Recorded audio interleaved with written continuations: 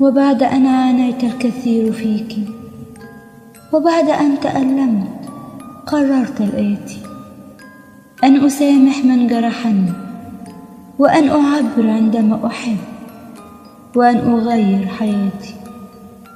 قررت أن ألون الكون بألوان الطيف حين تتلون ضحكاتي. عزمت أن أرسم ابتسامة أمل على شفاه من عرفني، أقربائي وأصدقائي وصديقاتي. قررت أن أطوي سنين عمري في أدراجك لترحلين بها بكل ما فيها من أهاتي. سأضحك وأملأ الوجود فرحة حتى ولو صارعتني تنهداتي. سأمرح كفراشة بين الزهور، وستعلو في الفضاء ضحكاتي.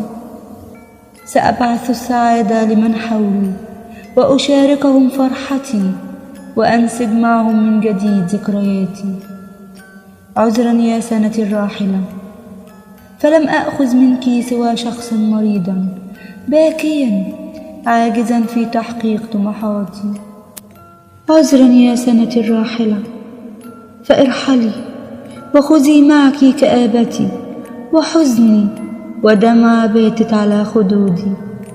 ومرحبا بك أيتها الحسناء، راجية أن تحضني أفراحا وسلاما وحبا في قدومك وفرحك الآتي. تعالي ومعك أملا يملأ قلبي ويضمد جراحاتي. عد عاما ومضى، كنت لي من أعز أصدقائي، وأتمنى أن تظل صديقا مقربا لقلبي في عمري الآتي.